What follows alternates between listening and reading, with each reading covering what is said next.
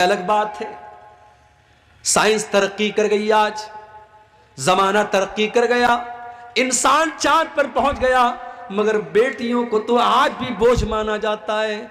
आज भी कहीं हॉस्पिटल के बाहर किसी कूड़े के ढेर में ये बच्ची आपको नजर आ जाएगी, कहीं ये बच्चियां तवाइफ के अड्डों पर आपको नजर आ जाएंगी, कहीं इन बच्चियों को बाजारों में ले जाकर के बेचा जा रहा है, और कहीं तो ये मां के पेट में ही मार दी जाती है, एबॉर्शन कर दिया जाता है। हो लोगों, कभी मौका मिले तो यूट्यूब के ऊपर एबॉर्शन का वीडियो देख लेना।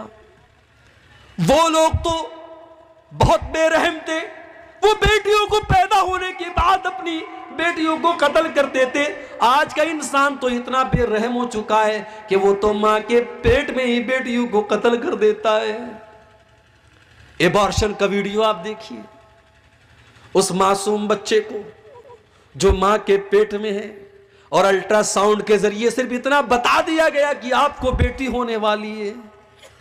बाप कहता है डॉक्टर से, मां कहती है डॉक्टर से, मुझे बेटी नहीं चाहिए, नहीं चाहिए मुझे ये बोझ, मेरे पास ऑलरेडी तीन बेटियां हैं, मुझे तो बेटा चाहिए था, मुझे एक और बोझ नहीं चाहिए। वो डॉक्टर से कहता है मैं इसे साफ करना चाहता हूं, खत्म करना चाहता हूं। डॉक्टर एबॉर्शन करता है।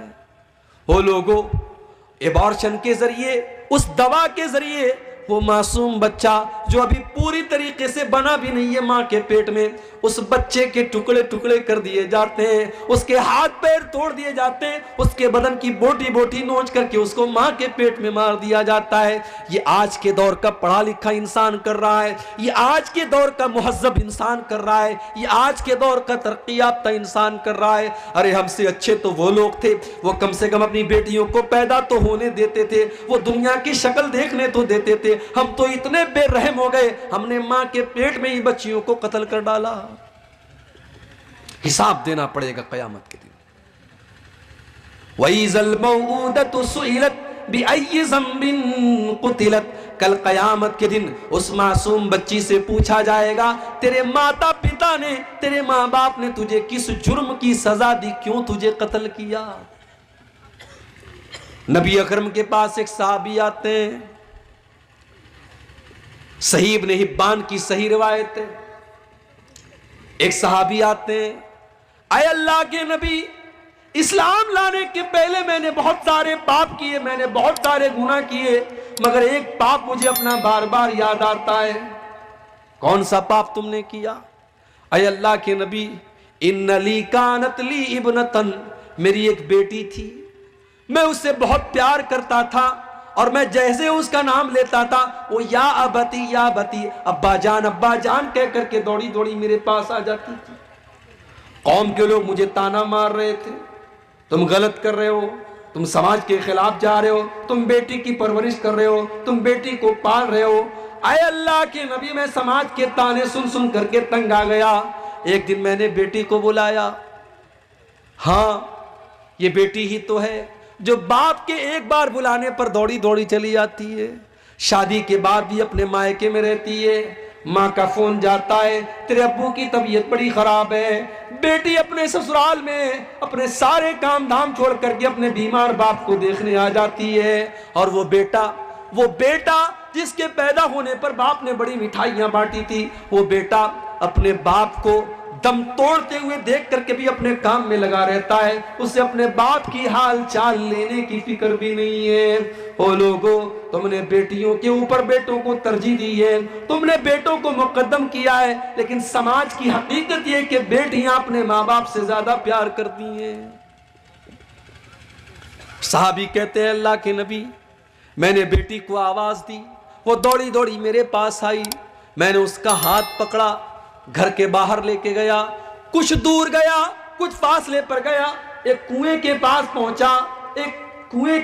पहुंचा और मैंने अपनी बेटी को उस कुएं के अंदर धक्का दे दिया और जब मैंने अपनी बेटी को उस कुएं के अंदर धक्का दिया, आखिरी लफ्ज जो बेटी की जुबान से निकला वो कह रही थी या अबती या अबती, है अब्बा जान, है अब्बा जान। गोया कि वो मुझसे सवाल कर रही थी, अब्बा जान इस मासूम की खता क्या है, इस मासूम की गलती क्या है, किस जुर्म की सजा अपनी बेटी को दे रहे हो।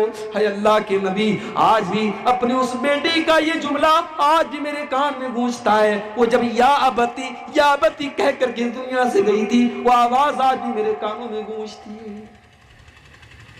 सहाबी ये बयान करते हैं, आंखों से आंसू बह रहे और अल्लाह के प्यारे नबी की आंखों से भी आंसू बह रहे, अल्लाह के नबी भी रो रहे। सहाबा कहते, तूने अल्लाह के नबी को गमगीन कर दिया, तूने अल्लाह के नबी को दुखी कर दिया।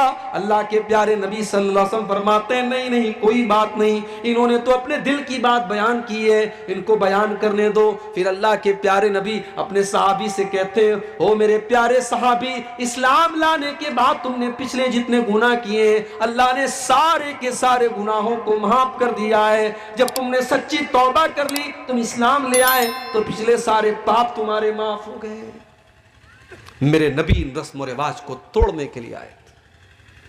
हम और आप रस्म और रिवाज को तोड़ नहीं रहे हैं, रस्म और रिवाज को निभा रहे हैं मेरे भाई। यही शेरशाबादी कौम है, माशाअल्लाह 99% अहले हदीस कौम है। लेकिन आज हमारी कौम के अंदर भी जहेज का लेन देन होता है कि नहीं होता है?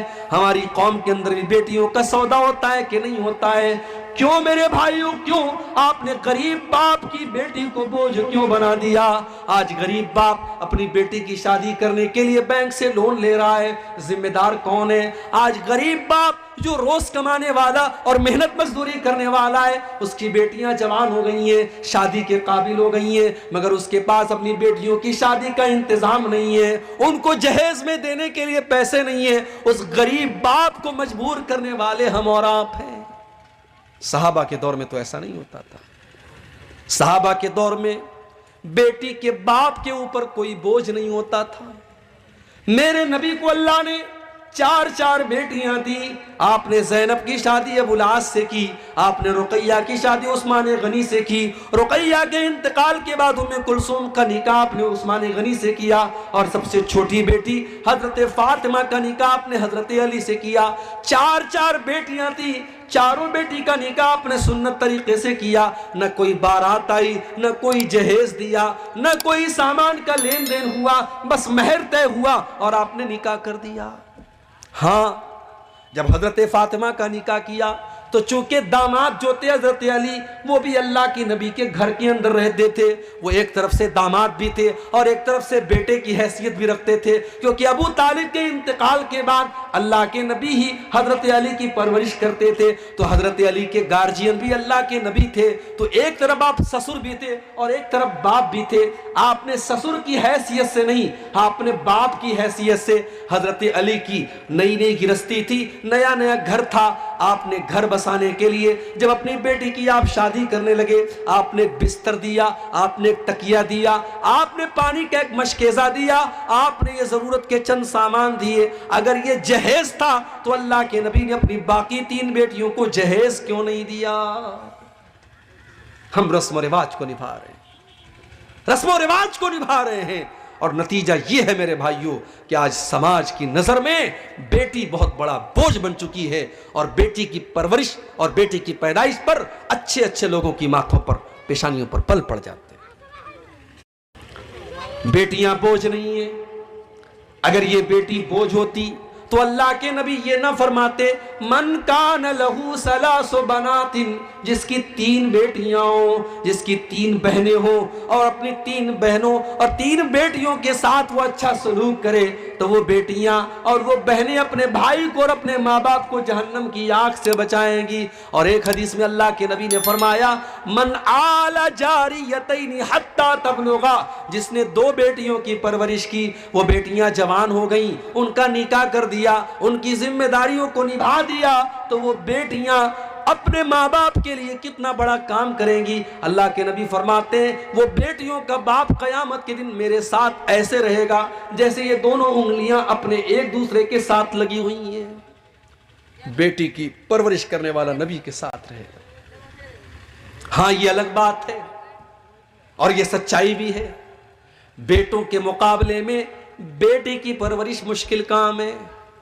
बेटा पालना है, बेटा जवान हो गया तो ज्यादा से ज्यादा ये खबर रखना है कि बेटा किसी गलत काम की तरफ तो नहीं जा रहा है, मगर बेटी की तो आबरू भी बचा करके रखना है, बेटी की नजर भी बचा करके रखना है, बेटी को गैर महरम की नजर से भी बचाना है और बेटी की शर्म हया की भी हिफाजत करनी है। बेटी जवान जब तक नहीं हो जाती तब तक अलग फिक्र है, और जवान हो जाती है तो अलग फिक्र है। इसलिए अल्लाह के नबी ने फरमाया, मन इब्तुलिया मिन हाज़िहिल बनाति शय्अन कुन्न लहू सित्रम मिनन नार। जिसको अल्लाह ताला बेटी देकर के आजमाता है और इस इम्तिहान में वो खरा उतरता है, अल्लाह तबारक व तआला उस बेटी के माँ बाप को जहन्नम की आग से बचाएगा। मेरे भाइयों, अल्लाह के नबी रस्म और रिवाज की बेड़ियों से हमें आजाद करने आए थे। हमारे नबी के आने के बाद अब मूसा अलैहिस्सलाम की शरीयत भी नहीं चलेगी, ईसा अलैहिस्सलाम की शरीयत भी नहीं चलेगी, इब्राहीम अलैहिस्सलाम की शरीयत भी नहीं चलेगी, किसी नबी की शरीयत नहीं चलेगी। हमारे नबी जो शरीयत लेकर के आए ये लास्ट एंड फाइनल शरीयत है। इन्नद्दीन इंदल्लाहिल इस्लाम। अल्लाह तबारक व तआला के नजदीक अब अगर कोई दीन स्वीकार किया जाएगा, एक्सेप्ट किया जाएगा, कबूल किया जाएगा तो इस्लाम ही कबूल किया जाएगा। वमन यब्तगी गैरल इस्लाम दीनन फलन युक़बल मिन्हु। इस्लाम को छोड़ करके कोई और दीन पर चलने वाला अल्लाह की बारगाह में कामयाब नहीं हो सकता। पिछली शरीयतों में बहुत सारी चीजें जायज थी जो हमारी शरीयत के अंदर जायज नहीं है। हजरत यूसुफ अलैहिस्सलाम के सामने उनके माँ बाप ने सजदा किया, उनके 11 भाइयों ने सजदा किया। उनकी शरीयत में सजदा ताजीम के तौर पर, सम्मान के तौर पर, रिस्पेक्ट के तौर पर जायज था। अल्लाह के आखिरी नबी की शरीयत में सजदा करना किसी को जायज नहीं, अल्लाह को छोड़ करके। हमारी शरीयत में किसी को सजदा नहीं कर सकते, जितना भी सम्मान कर ले, रिस्पेक्ट कर ले, एहतराम कर ले, सजदा नहीं कर सकते, सर नहीं झुका सकते। वअन्नल मसाजिदा लिल्लाहि फला तदउ मअल्लाहि अहदा। सजदा सिर्फ और सिर्फ अल्लाह के सामने किया जाएगा, अल्लाह की बारगाह में किया जाएगा। किसी और को सजदा करना हमारी शरीयत में जायज नहीं है। माँ का बहुत बड़ा दर्जा है, माँ का बहुत बड़ा मकाम है। हमारे गैर मुस्लिम भाइयों के यहाँ माँ के पैर छूते हैं। हमारी शरीयत ने माँ के पैर छूने की इजाजत नहीं दी। माँ की खिदमत करो, माँ की सेवा करो, माँ का ख्याल रखो, लेकिन माँ के आगे झुकने का और माँ के पैर छूने का इस्लाम के अंदर इजाजत नहीं दी गई उसकी। तो हमारे नबी नबी भी हैं और रसूल भी हैं। आप जो शरीयत लेकर के आए हैं इसने पिछली तमाम शरीयतों को मनसूख कर दिया, कैंसिल कर दिया। अब शरीयत चलेगी कयामत तक, तो आप ही की शरीयत चलेगी। उमर फारूक रजी अल्लाह तआला अन्हु तौरात का एक नुस्खा लेकर के अल्लाह के नबी के सामने पढ़ रहे हैं। दारमी के अल्फाज, अल्लाह के नबी का चेहरा गुस्से से लाल हो रहा है। उमर फारूक की नजरें तो उस किताब की तरफ है, वो अल्लाह के नबी का चेहरा नहीं देख रहे हैं।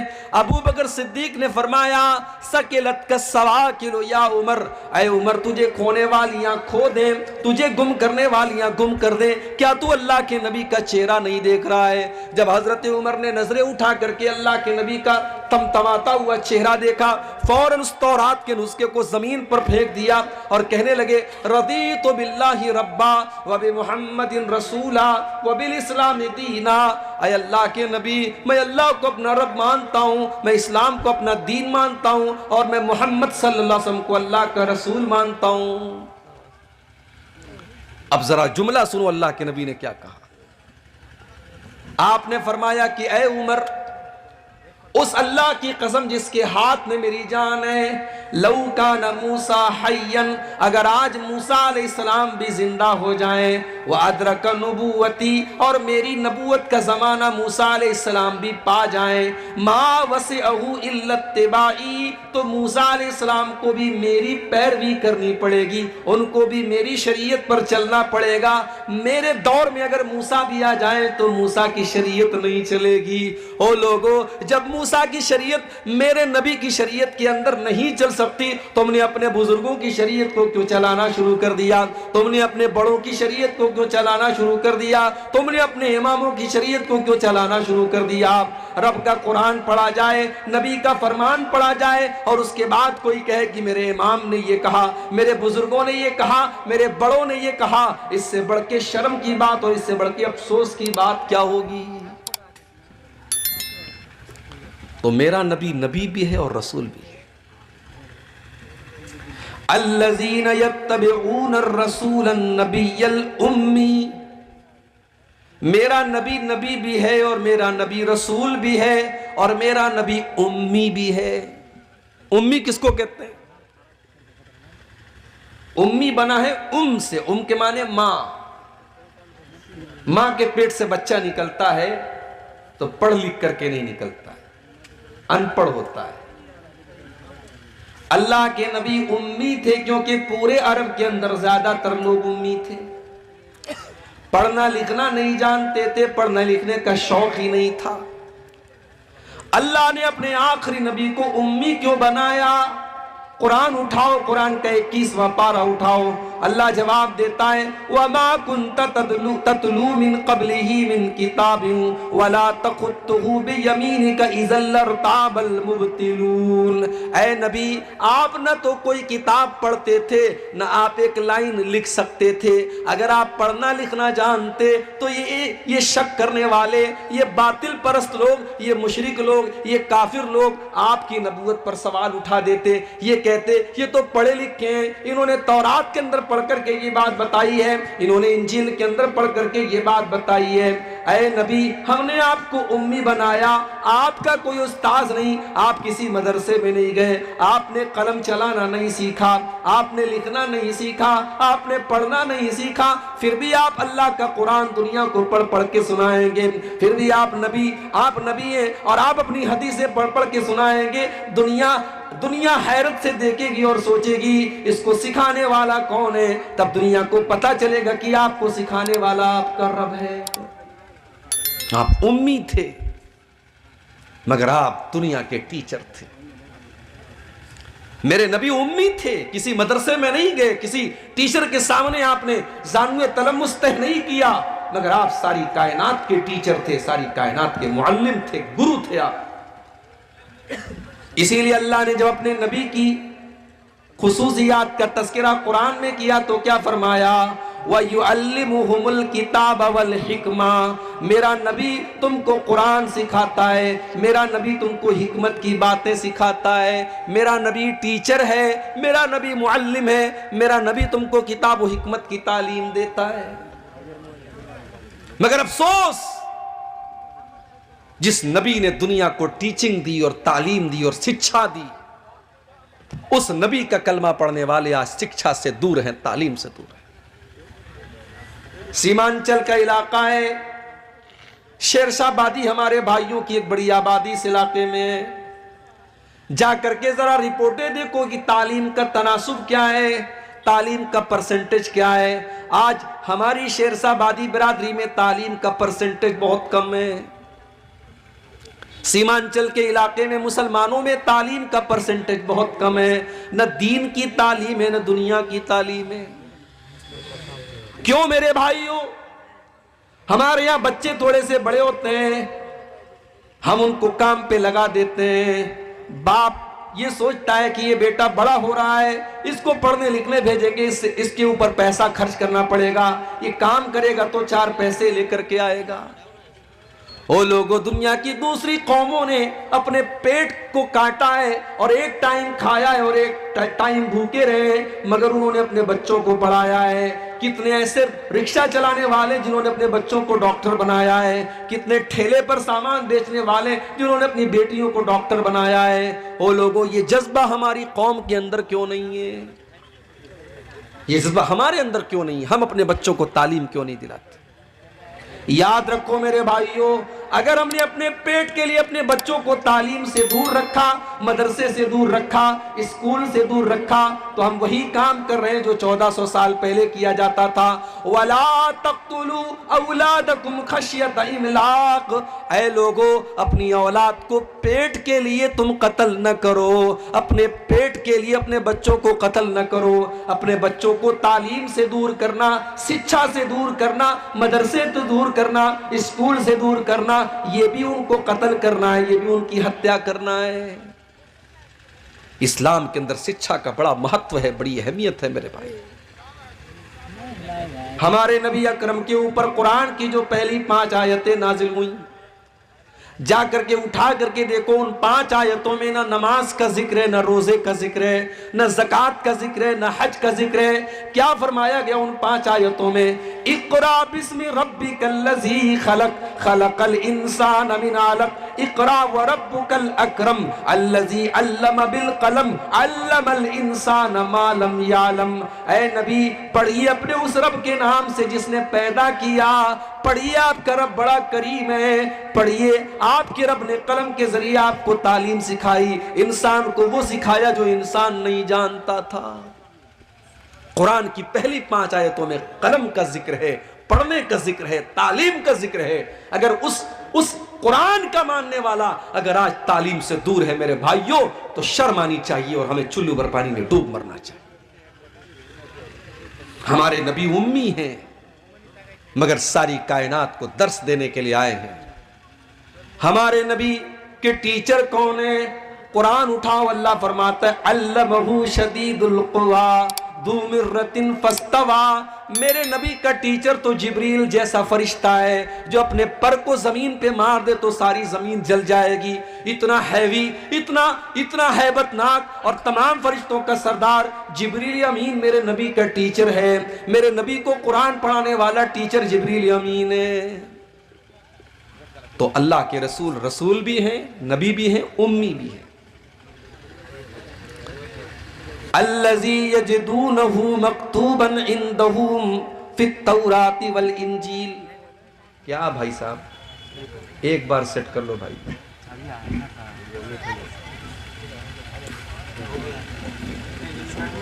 अल्लज़ी यजिदूनहु मक्तूबन इंदहुम फित तौराती वल इंजील। मेरे नबी का तज़किरा तुमको तौरात के अंदर मिलेगा जो यहूदियों की किताब है, इंजील के अंदर मिलेगा जो क्रिश्चियंस की किताब है। तौरात के अंदर तहरीफ कर दी गई, इंजील के अंदर चेंजिंग कर दी गई, मगर आज भी तौरात के अंदर अल्लाह के नबी का तज़किरा मौजूद है। आज भी इंजील के अंदर अल्लाह के नबी का तज़किरा मौजूद है। हमारे भारत में हमारे हिंदू भाइयों की जो किताबें हैं, हम नहीं कह सकते कि इन किताबों में कितना परिवर्तन किया गया, कितनी चेंजिंग की गई, मगर आज भी इन किताबों में हमारे नबी का तज़किरा मौजूद है। कहीं कहा गया कि वो नाराज शम्स होंगे, उनकी बहुत ज्यादा प्रशंसा की जाएगी। कहीं कहा गया उनका नाम मोहम्मद होगा, कहीं कहा गया कि महामद होगा, कहीं उनकी पैदाइश की तारीख बताई गई, कहीं ये बताया गया कि वो ऊंट की सवारी करेंगे, कहीं बताया गया उनकी 12 पत्नियां होंगी, कहीं बताया गया कि वो बुराक की सवारी करेंगे, कहीं उनके सहाबा का तज़किरा किया गया, कहीं उनकी खूबसूरती का तज़किरा किया गया। हमारे हिंदू भाइयों की किताबों में भी हमारे नबी का तज़किरा आपको मिलेगा। अल्लज़ी यजिदूनहु मक्तूबन इंदहुम फित तौरात वल इंजील। उस नबी का तज़किरा तुमको सिर्फ कुरान में नहीं मिलेगा, दूसरी आसमानी किताबों के अंदर भी मिलेगा। और कहते हैं कि जादू वो है जो सर चढ़ के बोले। मेरे नबी की तारीफ तो आपके दुश्मनों ने भी की है, जो जिंदगी भर आपके दुश्मन रहे उन्होंने भी आपकी तारीफ की है, जिन्होंने आपका कलमा पढ़ा उन्होंने भी आपकी तारीफ की है, और जिन्होंने आपका कलमा नहीं पढ़ा उन्होंने भी आपकी तारीफ की है। 1980 में किताब छपती अमेरिका से, किताब का नाम है द 100 ग्रेट पर्सनालिटीज, दुनिया के 100 महान व्यक्ति। किताब का राइटर कौन है? एक ईसाई स्कॉलर है, उसका नाम है doctor Michael Hart. Doctor Michael Hart ने दुनिया के 100 महान व्यक्तियों के ऊपर एक किताब लिखी। वो ईसाई था, उसने ईसा अलैहिस्सलाम को 3 नंबर पर रखा, उसने गौतम बुद्ध को 14 नंबर पर रखा, उसने महावीर जैन को 99 नंबर पर रखा।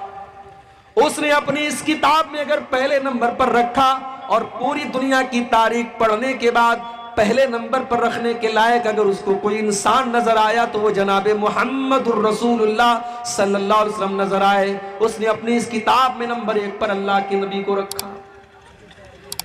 उसकी किताब इंग्लिश में छपी, आज तो उर्दू में भी उसका ट्रांसलेशन हो चुका है, आपको मिल जाएगी। इंग्लिश में किताब छपी। किताब जब छपी तो बवाल हो गया। प्रेस में पूछा गया, प्रेस वालों ने पूछा, डॉक्टर साहब आप तो क्रिश्चियन आदमी हैं, आप तो ईसाई आदमी हैं, आपने ईसा अलैहिस्सलाम को 4थे नंबर पर क्यों रखा, आपने मोहम्मद साहब को पहले नंबर पर क्यों रखा?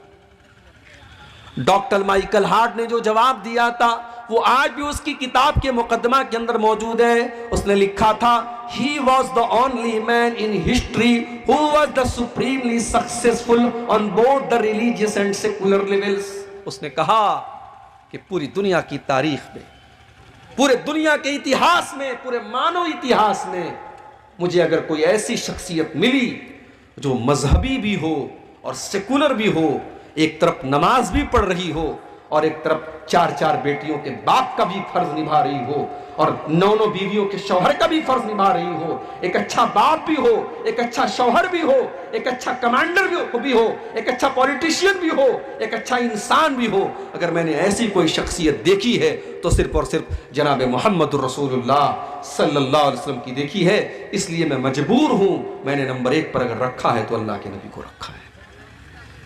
ये मेरे नबी की शान है मेरे भाई।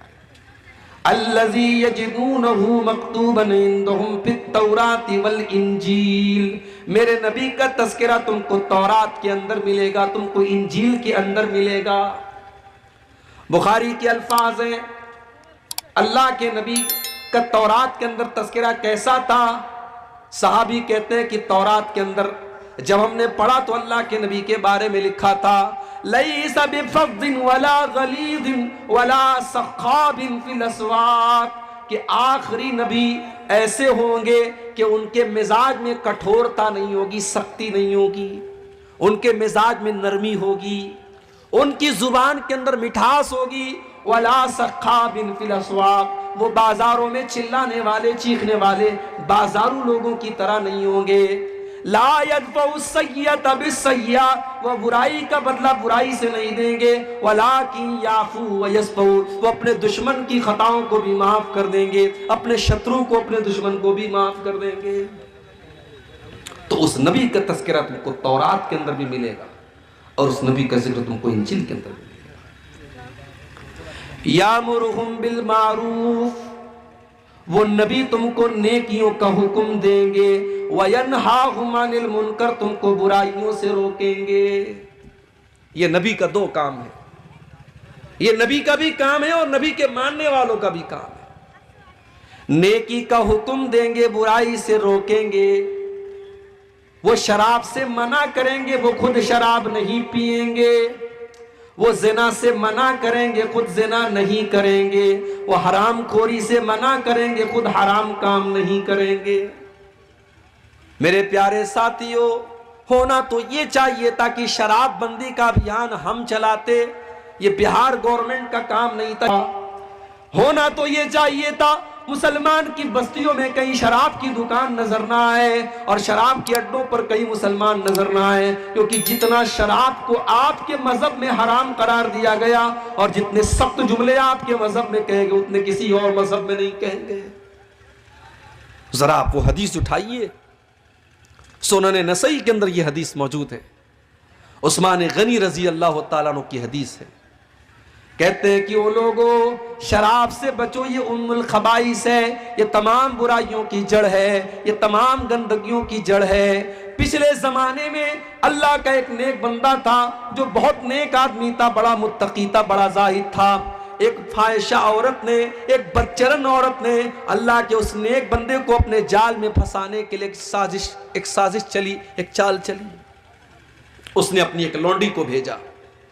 लौंडी आई, कहने लगी हजरत मेरी मलका ने आपको बुलाया है, कोई मसला आ गया है, कोई मामला आ गया, आपको गवाही देना है।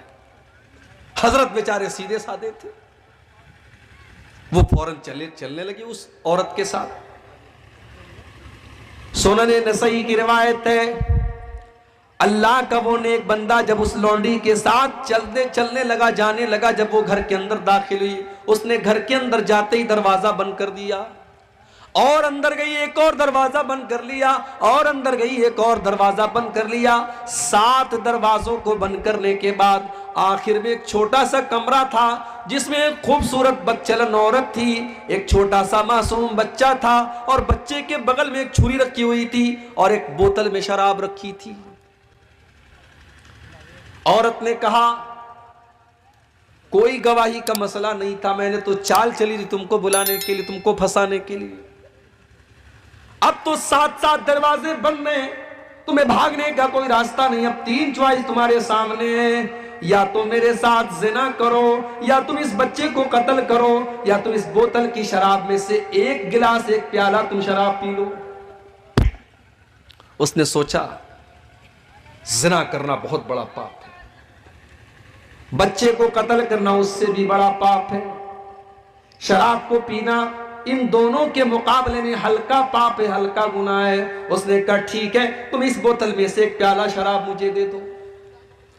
एक प्याला शराब उसने पी, नशा चढ़ा, उसने एक और प्याला निकाला, उसको पिया और नशा चढ़ा, यहां तक कि उसने पूरी बोतल खाली कर दी। और जब शराब के नशे में धुत हो गया, उसने उस औरत के साथ जिना भी कर लिया और उस मासूम बच्चे का कत्ल भी कर दिया। उस्मान गनी कहते हो लोगों, इस शराब से बचो, जिस दिल के अंदर शराब की लत लग जाएगी उस दिल के अंदर ईमान और शराब की लत इकट्ठा नहीं हो सकती। मेरे प्यारे साथियों, आज कितने मुसलमान हैं जो शराब पी रहे हैं और आज उनके घर वाले आजिज हैं, उनके बीवी बच्चे परेशान हैं। शराब की इस लत की वजह से आज वो ना अपने बच्चों का ध्यान रख पा रहे, ना अपनी बीवी का ध्यान रख पा रहे हैं। मेरा नबी तो इन गंदगियों से तुमको बचाने आया था। यामुरुहुम बिल मारूफ, मेरा नबी तो तुमको नेकियों का हुक्म देने के लिए आए थे। वयनहाहुम अनिल मुनकर, तुमको बुराइयों से रोकने के लिए आए थे। दुनिया की जितनी बुराइयां हैं, अल्लाह के नबी तमाम बुराइयों से रोकने के लिए आए थे। और जितने अच्छे काम है, जितने नेकी के काम है, अल्लाह के नबी उन नेकी के कामों को बताने के लिए आए थे। नबी की सीरत उठा के देखो, आप जो बात बयान करते थे उसके ऊपर खुद पूरा अमल करते थे। अगर आपने दुनिया वालों से ये कहा कि अपनी जुबान से तुम झूठ ना बोलो, तो मेरे नबी ने खुद ऐसी जिंदगी गुजार करके दिखाई कि आपने कभी झूठ नहीं बोला, आपके ऊपर कभी झूठ की तोहमत नहीं लगाई गई। आपने अगर लोगों को ईमानदारी का सबक दिया तो मेरे नबी ने पूरी जिंदगी ईमानदारी की गुजारी। अगर आपने लोगों को वादा पूरा करने की शिक्षा दी तो मेरे नबी ने कभी वादा खिलाफी नहीं की। आपकी जिंदगी में कौल व अमल में तजाद नहीं है, आपके किरदार में और आपकी गुफ्तार में फर्क नहीं है। जो जुबान से कहा उसके ऊपर अमल करके दिखाया। अपनी उम्मत से कहा कि 5 टाइम की नमाज पढ़ो, हो सके तो तहज्जुद की भी पढ़ लो, कंपलसरी नहीं है, जरूरी नहीं है, अनिवार्य नहीं है। अपनी उम्मत से कहा कि 5 टाइम की नमाजें पढ़ो। और मेरे नबी का हाल ये था कि रात रात भर तहज्जुद पढ़ा करते थे और इतने लंबे लंबे क़याम किया करते थे कि आपके पाँव में सूजन आ जाया करती थी। और कभी अम्मा आयशा अगर पूछ बैठती थी कि अय अल्लाह के नबी, आपको इतनी इबादत करने की क्या जरूरत है, तो अल्लाह के प्यारे नबी फरमाते थे अफला अकूनु अब्दन शकूरा, अय आयशा क्या मैं अपने रब का शुक्रगुजार बंदा न बनूं। तो मेरा नबी नेकियों का हुक्म देता है और बुराइयों से रोकता है। वयुहिल्लु लहुमुत तय्यिबात, और मेरे नबी तुमको पाक चीजों को हलाल करते हैं तुम्हारे लिए। वयुहर्रिमु अलैहिमुल खबाइस, और नापाक और गंदी चीजों को तुम्हारे लिए हराम करते हैं। मेरे प्यारे भाइयों, अल्लाह के नबी की जो शरीयत लेकर के आप आए वो शरीयत कितनी प्यारी शरीयत है। हम जितनी हलाल चीजें, हमारे जितने खाने के लायक चीजें वो हम खा सकते हैं, और जितनी हराम चीजें वो हमको नहीं खाना है। जानवर तो बकरा भी है, बकरी भी है, और जानवर कुत्ता भी है। बकरा बकरी हलाल है, कुत्ता हराम है। खाने वाले कुत्ते को भी खाते हैं, सुअर को भी खाते हैं, मगर हमें सुअर को देख करके घिन आती है, कुत्ते को देख करके घिन आती है। हमें लगता है कि ये खबीस जानवर है, ये नापाक जानवर है। ये हलाल होता तो कितनी मुश्किल होती। अल्लाह के नबी जो शरीयत लेकर के आए उसमें कोई गंदी और खबीस चीज हमारे लिए हलाल नहीं की गई, और कोई पाक चीज हराम नहीं की गई। जितनी पाक चीजें वो हलाल हैं, और जितनी खबीस और नापाक चीजें वो हराम हैं। जब कोरोना वायरस आया था उस दौर में सबसे पहले चाइना से उसकी शुरुआत हुई थी। तो चाइना का एक शहर है, वहां बहुत बड़ी मार्केट है जहां मुख्तलिफ जानवरों के गोश्त बिकते हैं। उस वक्त जब कोरोना वायरस हमारे इंडिया में नहीं आया था, चाइना में शुरू हुआ था। उस दौर में मैंने यूट्यूब के ऊपर एक वीडियो देखा चाइना की उस मार्केट का, कि देखूं वहां क्या क्या लोग खाते हैं। यकीन मानिए, अगर वो वीडियो आप देख लेते, कोई कमजोर दिल और दिमाग का आदमी देख लेता तो शायद उल्टी कर देता। सांप खा रहे हैं, सांप खा रहे हैं, चूहे खा रहे हैं, छिपकली खा रहे हैं, जो समझ में आ रहा है वो खा रहे हैं। वो मंजर देख करके तबीयत में इतनी घिन आई मेरे भाई, दिल ने अल्लाह का शुक्र अदा किया कि ऐ अल्लाह, तूने कितना बेहतरीन मजहब हमको दिया, तूने कितना बेहतरीन दीन हमको दिया कि हम वही चीजें खाते हैं जो आसानी से हम खा सकते हैं, जो हमारे लिए पाक हैं, हलाल हैं, और हराम चीजों से तूने हमको दूर रखा।